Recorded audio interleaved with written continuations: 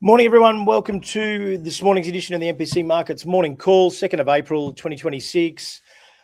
Stocks rallied overnight as investors chose hope, over reality, really, because there's been quite a few troops deployed this week. If you look at the numbers, and we're gonna, excuse me, we're going to go through our sort of regular stats. So, deployment this week. So we've got, they announced last night 12 A-10 Warthog attack planes, which are generally used for support for ground troops. 2 destroyers, 1 super carrier, the George H.W. Bush, 5,000 amphibious Marines, and 2,500 MEU Marines, so which are paratroopers apparently. And that is that's the smallest unit that the US has.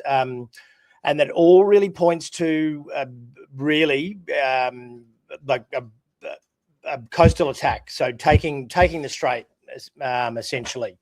If you're deploying these, all of these different things, and all of these specific troops, etc., it really all does just funnel and point to very laser focused of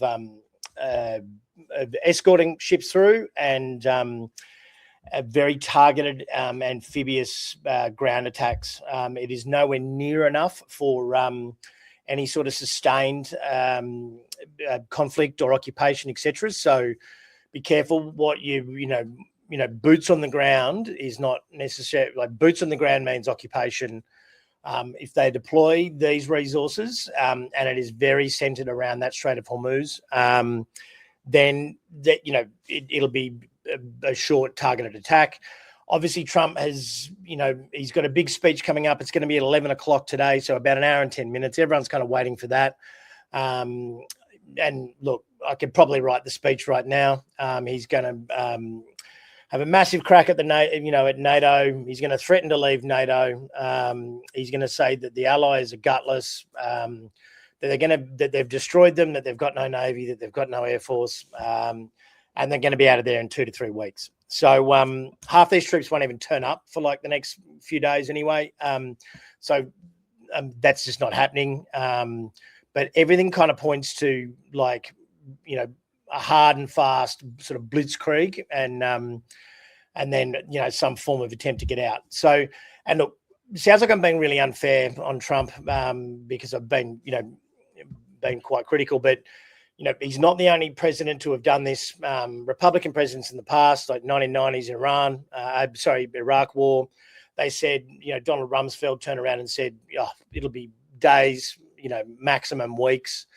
They were there for 8 years and then that was the 2003 Iran. And then Afghanistan as well, which would have been, that's the Bush administration. They were going in for a short, sharp attack to topple the regime there and the Taliban. That lasted 20 years, and that was and the Russians have been taught that lesson as well in the past. And then, and just so I'm being fair and balanced, Obama went into Libya and said, this whole days, not weeks line, hilariously is like common across the whole lot, but even the Democrats are guilty of this. The whole days, not weeks in Libya. And then they basically passed it off to 8 months later to UN forces, which is very, very, left wing of the Democrats. But the conflict still went on. Basically, they just handed it off to our allies, which they probably funded and then probably supported anyway. So I think, and that went on for yet another year. So this is not remotely new. For some reason, we just think it's new. Polling in America, basically, they think it's over. So look, and the Western media is doing a fantastic job at it.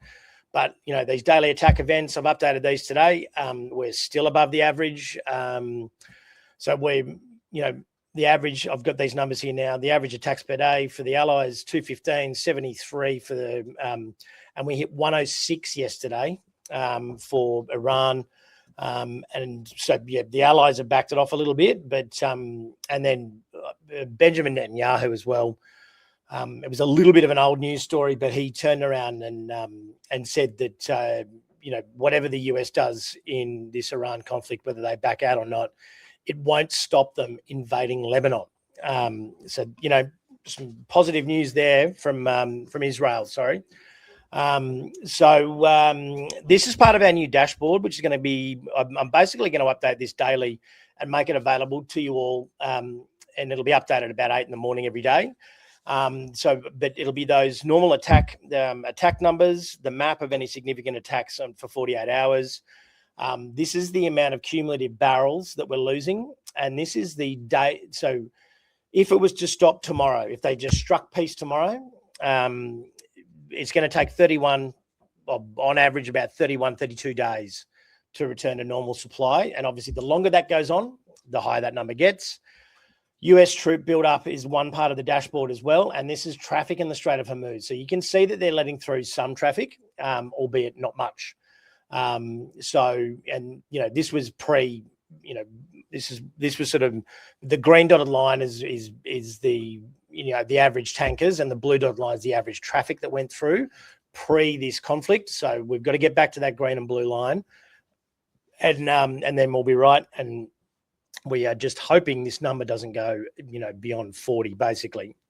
So as you can see, there's a trend up in the amount of troops deployed. But as I say, this will be all on one dashboard. I'm still working on, on the bugs and things, but it's going to be a really handy thing for you to be able to see through the truth, and it'll just be the numbers. It won't be any commentary. There won't be any verifying of, Trump statements or anything like that. It'll just be the facts. Despite all this, and despite the fact that oil is still hovering around $100, here we are green again. The oil companies got belted. It's just broadly green. There really wasn't any, major. Nike got belted 15% on poor earnings and poor outlook. SpaceX confirmed that they've filed a confidential IPO document, and there wasn't much else in the way of in the way of news. Intel was up 8%. They're buying back a data center that they sold to private equity a while back. I can't imagine that went, still up 8%, but, private equity doesn't tend to give those sorts of things away. But we are entering the danger zone here, because the last couple of days of the week have been recently have been the danger days for equities. Any kind of positivity has generally been midweek. We are shut for Good Friday in Australia. There'll be a half day there somewhere in either Friday or Monday, because the US doesn't close for 4 days. It only 3.5 day limit. So there'll be a half day more than likely on Easter Monday. But there may be, due to payrolls, I'll just have to verify that. We do have payrolls numbers out, expected around 60, 70,000 again on Friday while the market's shut. So that's not great. In terms of Tuesday being a little bit of a shock, but equities themselves, ASX bounced back hard yesterday. Great response from them. Obviously, gold helping, and the rest of the market just broadly helping, I suppose, overall, the tech companies, etc. Nikkei again just dancing to its own beat of its own drum. We actually still have, on a 5-day basis, the S&P down slightly for the week, quarter, down 0.5% for NASDAQ and down 1% for the Russell. The Dow's slightly up, and we're up, broadly across 1% across the board. Technical's not looking anywhere near as horrible at this juncture, but we've still got sells in the NASDAQ and the Russell. You probably just ignore the hourly there. Commodities-wise, gold is... gold's up 2%, silver pretty much flat. Same with copper, etc. Everyone's just waiting for this Trump, this Trump thing at 11 o'clock, which is about an hour away. So until we sort of get that, there'll be a lot of hopium and there'll be a lot of optimism in that.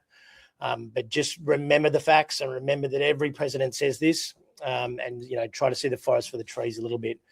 So you can still, we've actually done quite a few of these portfolio reviews, and with the new app Portfolio Guardian, we just scan the QR code, go and give it a go, and we can have a chat about it. It's been quite popular. I'll get them people to chuck some reviews up online, and yeah, really useful tool, and you know, we highly recommended. You can also scan to get Mosaic, and which is likely where that tracker is going to be available from, and you know, embedded in the app.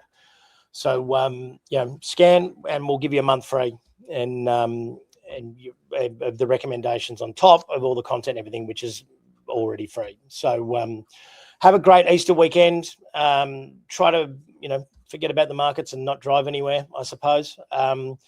Yeah, Bulls versus Bears will be this afternoon instead of Friday. So join me, Kai Chen, and Jonathan Takadina to talk markets, and you know, I brought a sort of wrap up of the week in equities and commodities. But yeah, if you don't watch that, I will speak to you next Tuesday.